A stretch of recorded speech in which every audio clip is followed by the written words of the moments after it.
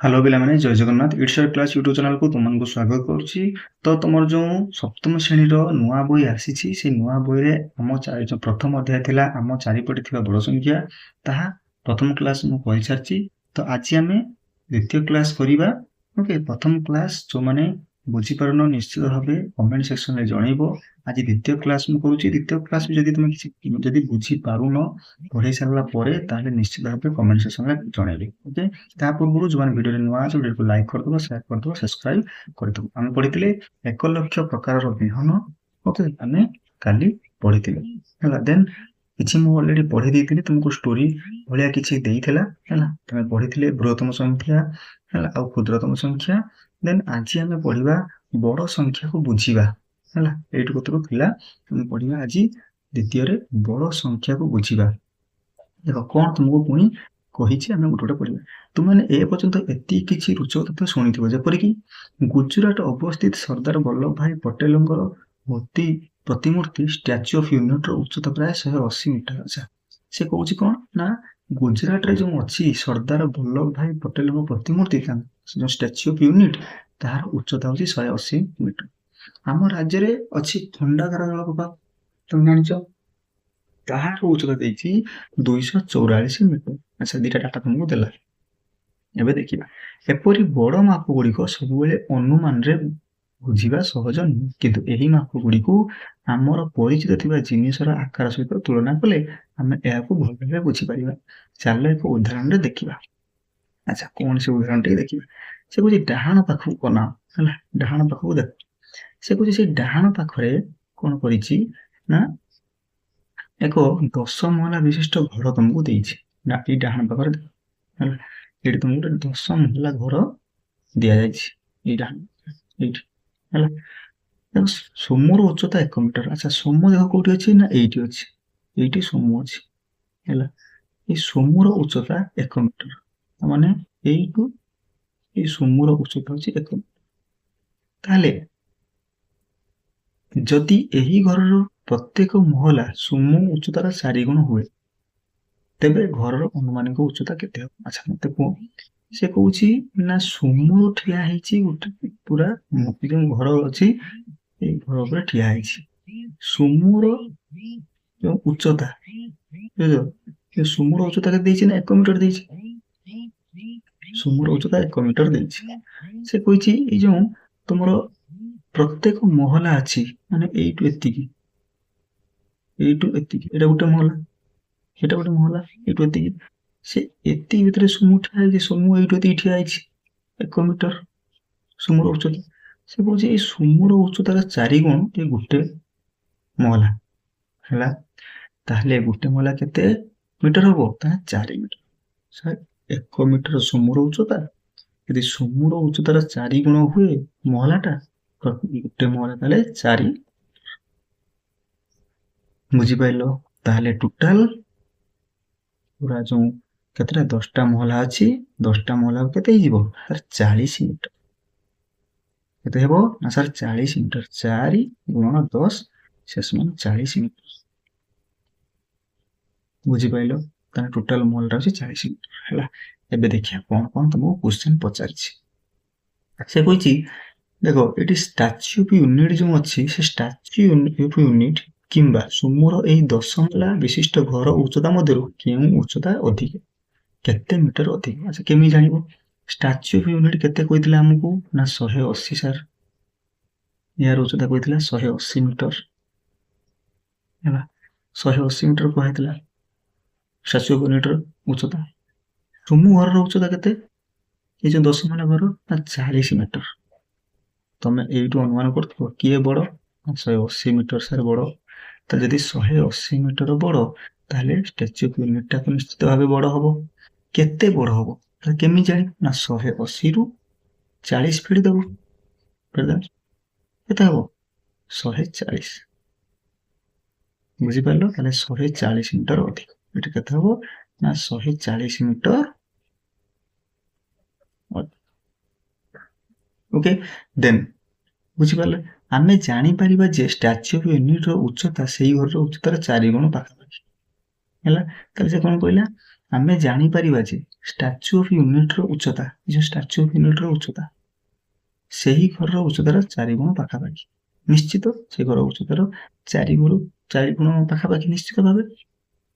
ବୁଝିପାରୁଛ ନା ନାହିଁ? କାରଣ ଦେଖ 180 ମିଟରର ପାଖାପାଖି 4 କେତେ 16, କାହିଁକିନା 4 ଗୁଣ 40 ମହଲା, ତାହେଲେ 4 16 160 ମିଟର, 180 ମିଟର ପାଖାପାଖି କି ନାହିଁ, 180 ମିଟର ପାଖାପାଖି, ସେ କଥା କହୁଛି। 2ରେ କହିଲା ଖଣ୍ଡାଧାର ଜଳପ୍ରପାତର ସୁମୂଳ ଘରର ଉଚ୍ଚତାଠାରୁ କେତେ ଅଧିକ ଉଚ୍ଚ? ଡ୍ୟାସ୍ ମିଟର ଏଠି ଦେଇଛି। ଆଚ୍ଛା, ଖଣ୍ଡାଧାର ଜଳପ୍ରପାତ କେତେ ଥିଲା ନା 244 ମିଟର। ନିଶ୍ଚିତ ସେ କହିଛି ସୁମୂଳ ଉଚ୍ଚତାଠାରୁ କେତେ ଅଧିକ ଉଚ୍ଚ। ଖଣ୍ଡାଧାର ଜଳପ୍ରପାତ ସୁମୂଳ ଘରର ଉଚ୍ଚତା, ଆଚ୍ଛା ସୁମୂଳ ଘର ଉଚ୍ଚତା କେତେ ନା 40 ମିଟର। ତାହେଲେ ଖଣ୍ଡାଧାର ଜଳପ୍ରପାତ କେତେ ଅଧିକ ଉଚ୍ଚ?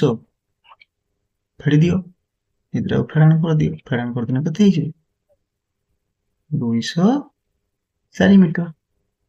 ତାହେଲେ କେତେ ଅଧିକ ନା 204 ମିଟର, 204 ମିଟର ଉଚ୍ଚ। ଓକେ, ନେକ୍ସଟ କହିଲା ସୁମୂଳ ଘର କେତେ ମହଲା ହେଲେ ଖଣ୍ଡାଧାର ଜଳପ୍ରପାତର ଉଚ୍ଚତାର ନିକଟତର ହେବ? ସୁମୂଳ ଘର କେତେ ମହଲା ହେଲେ, ଆଚ୍ଛା ଆମେ ପ୍ରଥମେ ଦେଖିବା ଜଳପ୍ରପାତର ଉଚ୍ଚତା କେତେ ନା 244 ମିଟର, 244 ମିଟର। ସେ କହୁଛି ସୁମୂଳ ଘର କେତେ ମହଲା ହେଲେ କଣ ହବ? ଜଳପ୍ରପାତର ଉଚ୍ଚତା ନିକଟତର ହେବ। ତମେ ନିଜେ କୁହ, 40 ମିଟର ଅଛି, ଆଉ କେତେ ମହଲା ଆମେ ତାକୁ ବନେଇଦେଲେ ସେ କଣ ହେଇଯିବ ନା ୟାରି ପାଖାପାଖି ହେଇଯିବ। କେତେ ହେଇଯିବ? ଯଦି ଆମେ 40 ଏଇ ଯୋଉ ଆମର 40 ମିଟର ଟୋଟାଲ ଦେଇଛି ହେଲା, ଟୋଟାଲ ଦେଇଛି 40 ମିଟର, ତାହେଲେ ଆସି କହୁଛି ଆଉ କେତେ ମହଲା କରିଦବା ହେଲା। ତାହେଲେ ଗୋଟେ ମହଲା 4 ମିଟର ନା, ଗୋଟେ ମହଲା 4 ମିଟର, ତାହେଲେ 244 ହରଣ 4 କରିଦିଅ, ତୁମେ ଆନ୍ସର ପାଇଯିବ ହେଲା। 424 4 କେ 4 ହେଲା। ତାହେଲେ କେତେ ମହଲା ହବ ନିଜେ କୁହ ଏବେ? 61 ମହଲା। ଯଦି ସୁମୂଳ ଘର 40 ମହଲା 61 ମହଲା ହେଇଯାଏ, ତାହେଲେ ତାହା 244ର ପାଖାପାଖି ହେଇଯିବ ହେଲା। ବୁଝିପାରିଲେ କି ନାହିଁ? ବାସ୍, ଏବେ ଦେଖ ନେକ୍ସଟ କଣ ଦେଇଛି ଆମେ ଦେଖିବା।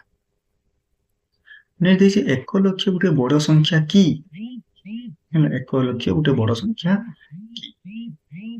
ଆଚ୍ଛା, ରାମନାଥ ଝିଅ ନମିତା ଓ ପୁଅ ରମେଶକୁ ପଚାରିଲେ 1 ଲକ୍ଷ ସଂଖ୍ୟାଟି ଏକ ବଡ ସଂଖ୍ୟା ନା ଛୋଟ ସଂଖ୍ୟା ହେଲା। ରାମନାଥ କଣ କହିଲେ? ଝିଅ ନମିତା ଓ ପୁଅ ରମେଶକୁ ପଚାରିଲେ 1 ଲକ୍ଷ ସଂଖ୍ୟାଟି ଏକ ବଡ ସଂଖ୍ୟା ଛୋଟ ସଂଖ୍ୟା? ନମିତା କହିଲା ମୁଁ ଭାବୁଛି 1 ଲକ୍ଷ ହେଉଛି ବଡ ସଂଖ୍ୟା। 1 ଲକ୍ଷ ହେଉଛି ବଡ ସଂଖ୍ୟା। କିଏ କହୁଛି? ନମିତା କହୁଛି 1 ଲକ୍ଷ ହେଉଛି ବଡ ସଂଖ୍ୟା। ଆମ ଦେଶରେ 1 ଲକ୍ଷ କିସମର ଧାନ ଚାଷ ହେଉଥିଲେ, ଯାହାକି ବହୁତ ଅଧିକ। ସେ କହୁଛି ଆମ ଦେଶରେ ଯୋଉ 1 ଲକ୍ଷ କିସମର ଧାନ ଚାଷ ହେଉଥିଲା, ମତେ ଲାଗୁଛି ତାହା ବହୁତ ଅଧିକ। 1 ଲକ୍ଷ ଦିନ ବଞ୍ଚିବାର ଅର୍ଥ ପ୍ରାୟ 274 ବର୍ଷ ବଞ୍ଚିବା, ଯାହାକି ପ୍ରକୃତରେ ବହୁତ ଲମ୍ବା ସମୟ। ନିଶ୍ଚିତ ଭାବେ ଯଦି 1 ଲକ୍ଷ ଲୋକ କାନ୍ଧକୁ କାନ୍ଧ ମିଳାଇ ଏକା ଧାରରେ ଠିଆ ହେବେ, ତେବେ ସେହି ଧାରର ଦୈର୍ଘ୍ୟ ପ୍ରାୟ 30 କିଲୋମିଟର ହବ। ତାମାନେ ଏଠି ଜଣେ ଠିଆ ହେଲା, ଏଠି ଜଣେ ଠିଆ ହେଲା, ଏଠି ଏମିତି ଯଦି ଠିଆ ହେବେ 1 ଲକ୍ଷ ଲୋକ ଠିଆ ହେବେ, ତାହେଲେ ୟାର ଡିଷ୍ଟାନ୍ସ ହେଇଯିବ କେତେ ନା 38 କିଲୋମିଟର। 38 କିଲୋମିଟର ହେଇଯିବ। ବୁଝି ହଉଛି? ଇଏ କହିଲା ତାହେଲେ 1 ଲକ୍ଷଟି ଗୋଟେ ବଡ ସଂଖ୍ୟା। କିଏ କହିଲା? ନମିତା କହିଲା। ଦେନ୍ ରମେଶ କଣ କହୁଛି ଦେଖ, ରମେଶ କହୁଛି ମୁଁ ଭାବୁଛି 1 ଲକ୍ଷ ଏତେ ବଡ ସଂଖ୍ୟା ନୁହେଁ। ଆଚ୍ଛା, ତାହେଲେ କେମିତି? ସେ କହିଲା ତୁମେ ଜାଣିଛ କି ଅହମ୍ମଦାବାଦରେ ଏକ କ୍ରିକେଟ ଷ୍ଟାଡିୟମ 1 ଲକ୍ଷରୁ ଅଧିକ ଲୋକ ବାସ କରନ୍ତି ବା ବସି ପାରନ୍ତି ହେଲା।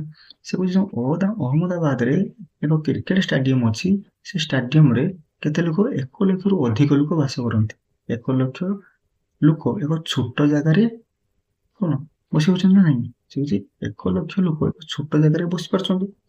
ଅଧିକାଂଶ ମନୁଷ୍ୟ ମୁଣ୍ଡରେ 80,000ରୁ 1,20,000 କେଶ ଥାଏ। କଳ୍ପନା କରି ଦେଖ, ସେଭଳି ଏକ ଛୋଟ ସ୍ଥାନରେ 1 ଲକ୍ଷ କେଶ ରହିପାରୁଛି। ସେଥିପାଇଁ ସେ କହିଲା 1 ଲକ୍ଷ ଗୋଟେ ଏତେ ବଡ ସଂଖ୍ୟା ନୁହେଁ, ଛୋଟ ସଂଖ୍ୟା। ଯୋଉଠି ମଣିଷ ତା ମୁଣ୍ଡରେ 80,000 ଲକ୍ଷେ 20,000 ଚୁଟି ରହିପାରୁଛି, ଯୋଉଠି ଗୋଟେ ଷ୍ଟାଡିୟମରେ 1,00,000ରୁ ଅଧିକ ଲୋକ ବସି ପାରୁଛନ୍ତି, ସେଠି ଏକରେ ଗୁଡା କଣ? ମୁଁ ଶୁଣିଥିଲି ଯେ କିଛି ମାଛ ପ୍ରଜାତି ଅଛି ଯେଉଁଠାରେ ଏକ ମାଈ ମାଛ ଏକ ସମୟରେ 1,00,000ରୁ ଉର୍ଦ୍ଧ୍ୱ ଅଣ୍ଡା ଦେଇଥାନ୍ତି। କିଛି ପ୍ରଜାତିର ମାଛ ଏକାଥରକେ 10,00,000ରୁ ଅଧିକ ଅଣ୍ଡା ଦେଇପାରନ୍ତି। ତାହେଲେ ମତେ କୁହ, ତାହା ତୁଳନାରେ ଇଏ 1,00,000 କଣ? 1,00,000 ସଂଖ୍ୟାଟି ବଡ କି ସାନ ଚିନ୍ତା, ସେଟା ମୁଁ ପହିଲା ଚିନ୍ତା କରିବା ପାଇଁ ହେଲା। ତ ଏଠି ତମକୁ ଦିଟା କଥା କହିଲା। ରମେଶ କହିଲା ଏଟା ଏତେ ବଡ ସଂଖ୍ୟା ନୁହେଁ, ତାର ସବୁ କାରଣ ଗୁଡାକ ତୁମକୁ କହିଲା। ସେଠି ନମିତା କହିଲା ଏହା ବହୁତ ବଡ ସଂଖ୍ୟା, ତାର କାରଣ ଗୁଡାକ ମଧ୍ୟ କହିଛି ହେଲା। ଏବେ କହିଛି ସଂଖ୍ୟା ପଢିବା ଏବଂ ଲେଖିବା। ଦେଖ, ସଂଖ୍ୟା ପଢିବା ଓ ଲେଖିବା। ଆମ 5 ଅଙ୍କ ବିଶିଷ୍ଟ ସଂଖ୍ୟା ଯଥା ହେଲା, ଆମେ 5 ଅଙ୍କ ବିଶିଷ୍ଟ ସଂଖ୍ୟା ଯଥା 45,000 ପାଇଁ ଭାରତୀୟ ସ୍ଥାନୀୟ ମାନ ସଂଖ୍ୟା ଲିଖନ ପ୍ରଣାଳୀରେ କମା ବ୍ୟବହାର କରୁଛୁ। ଦେଖ, କମା ବ୍ୟବହାର କରି ଲେଖା ହେଇଛି। ସଂଖ୍ୟା ବଡ ହେଲେ କମା ବ୍ୟବହାର କରି ସଂଖ୍ୟାକୁ ସହଜରେ ପଢିବୁ। ଆମେ 10,000 ସ୍ଥାନ ଏବଂ 1,00,000 ସ୍ଥାନକୁ ସୂଚାଉଥିବା ଅଙ୍କ ମଧ୍ୟରେ ଏକ କମା ବ୍ୟବହାର କରୁ, ଯେପରି ତୁମେ ପୂର୍ବରୁ ବ୍ୟବହାର କରିଛ। ଦେଖ, ଏଠି 1,00,000ରେ କମା ବ୍ୟବହାର କୋଉଠି କମା ବ୍ୟବହାର ହବ ନା, ଆମେ 1, 10, 100 ତାପରେ ଗୋଟେ କମା ଦବା, ପୁଣି ଅୟୁତ ଏଠି 1000 ଅୟୁତ ପରେ ଗୋଟେ କମା, 1,00,000 ବୁଝିପାରୁଛ? ଏମିତି କମା ଦେଇକି ଆମେ ଲେଖିବା। ସେମିତି କହିଛି ଏଠି ଦେଖ, 12,78,830 ସଂଖ୍ୟାର ନାମ ହେଉଛି 12,78,830 ହେଲା। ଆମେ ପଢି ଦେଖ, ଏଠି କମା ବ୍ୟବହାର କରାହେଇଛି ବୋଲି ଆମକୁ ପଢିବା ପାଇଁ ସୁବିଧା ହେଉଛି। ସେଇଭଳି ଏଠି ଦେଖ ଦେଇଛି ହେଲା, 15,75,000 ସଂଖ୍ୟାଟି ଅକ୍ଷରରେ 15,75,000 ଅଟେ। ନିମ୍ନରେ ଦିଆଯାଇଥିବା ପ୍ରତ୍ୟେକ ସଂଖ୍ୟାକୁ ସେମିତି ଅକ୍ଷରରେ ଲେଖ। ତାହେଲେ କଣ ଲେଖିବ? ଏଠି ଦେଖ, କମା ବ୍ୟବହାର କରି ଲେଖା ହେଇଛି, ତମକୁ ଖାଲି ଲେଖିବାକୁ ପଡିବ। ତାହେଲେ ଏଠି କେତେ ହବ? 3,06,000 ହେଲା। ଏଠି ହେଲା କଣ? 5,00,000 4,04,085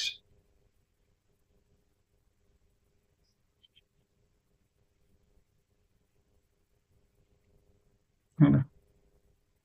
ତାପରେ ଦେଖ, 27,30,000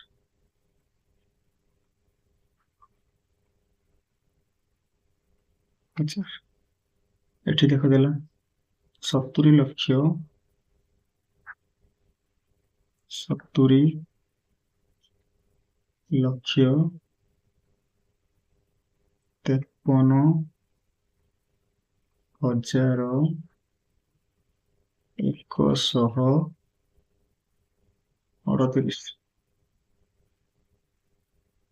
ହେଲା। ଇଏ ତ ମୁଁ କହିଲା କଣ ନା, ଅକ୍ଷର ଲେଖ। କମା ବ୍ୟବହାର କରି ଲେଖିଛି ତ, ମୁଁ କହିଛି ଅକ୍ଷର ଲେଖିବା ପାଇଁ। ଆମେ ଲେଖିଦେଲେ। ଦେନ୍ ତାପରେ ନେକ୍ସଟ କଣ ଦେଇଛି ଦେଖିବ। ନେକ୍ସଟ ଦେଇଛି, ନିମ୍ନରେ ପ୍ରତ୍ୟେକ ସଂଖ୍ୟାକୁ ଅକ୍ଷରରେ ଲେଖାଯାଇଛି। ପ୍ରତ୍ୟେକ ଭାରତୀୟ ସ୍ଥାନୀୟ ମାନ ଲିଖନ ପ୍ରଣାଳୀରେ ଅଙ୍କରେ ଲେଖ। ଅଙ୍କରେ ଲେଖିଦେବା। ଆମେ ଦେଖ ଦେଇଛି ଏଠି ଅଙ୍କରେକୁ ଲେଖିଦେବା। 1,23,456। ତାହେଲେ 1,23,000 ଦେଇଛି, 456। ଆଚ୍ଛା, କମା କୋଉଠି ବ୍ୟବହାର କରାଯିବ ନା, ଏଇ 3, 4 ମଝିରେ ଗୋଟେ କମା ଦବା, ଆଉ 1, 2 ମଝିରେ ଗୋଟେ ହେଲା। ଦେନ୍ ତାପରେ କହିଲା 4,07,704 କମା କୋଉଠି କରିବା? ଏଇ 2ଟା 7 ମଝିରେ ଗୋଟେ କମା ଦବା, 4 ଆଉ 0 ମଝିରେ ଗୋଟେ କମା। ତାପରେ କହିଲା 50,00,000। ତାହେଲେ 50,00,000 5,000। ଆଚ୍ଛା, 50,00,000 ତ ଲେଖିଦେଲେ, ଏବେ 5,000 ଲେଖିବା। 450 ଦେଖ, ଏଠି ଗୋଟେ କମା ଏଠି ଗୋଟେ କମା ଦେଖ ଗଣି ଦିଅ ଦେଖ ହଉଛି କି ନାହିଁ 1 10 100 1000 ଅୟୁତ ଲକ୍ଷ 50 ଲକ୍ଷ 5450 ତାପରେ କହିଲା 10 ଲକ୍ଷ ଗୋଟେ କମା ଦେଇଦବା 235 ମାନେ 235 235 ହେଲେ କଣ ହବ ଏଠି ଦିଟା ଶୂନ ବସିବ କମା ଦେଇଦବା 235 ହେଲା ଏବେ ଆମେ କଣ କଲେ ନା ଅକ୍ଷରେ ଲେଖାଥିବା ସଂଖ୍ୟାକୁ ଆମେ ଅଙ୍କରେ ଲେଖିଦେଲେ କମା ବ୍ୟବହାର କରିକି ହେଲା ବୁଝିହେଲା ଦେଶ ତାପରେ ଦେଇଛି ଏକ ଦଶକର ରାଜ୍ୟ ଏବେ ଦେଇଛି ତମକୁ କିଛି କ୍ୱେଶ୍ଚନ ଦେଇଛି ସେ କ୍ୱେଶ୍ଚନ କରିବା ପାଇଁ କହିଛି ହେଲା ଏବେ ଏହା ନେକ୍ସଟ କ୍ଲାସରେ ଦେଖିବା ଏକ ଦଶକର ରାଜ୍ୟ ଆମେ ନେକ୍ସଟ କ୍ଲାସରେ ପଢିବା ହେଲା ଆଜି ପାଇଁ ଏତିକି ଥାଉ ଯଦି ତୁମେ ବୁଝିପାରୁନାହଁ ତାହେଲେ କମେଣ୍ଟ ସେକ୍ସନ ନିଶ୍ଚିତ ଭାବେ ଜଣେଇବ ମୁଁ ଟିକେ ଭଲସେ ବୁଝିବା ପାଇଁ ଚେଷ୍ଟା କରିବି ଓକେ ଏଥିରେ କିଛି ଭାବୁଛି ତୁମେ ବୁଝିପାରୁଥିବ ସବୁ ହେଲା ତ ନେକ୍ସଟ କ୍ଲାସରେ ଆମେ ଦେଖିବା ଏକ ଦଶକର ରାଜ୍ୟ ରହିଲି ଜୟ ଜଗନ୍ନାଥ।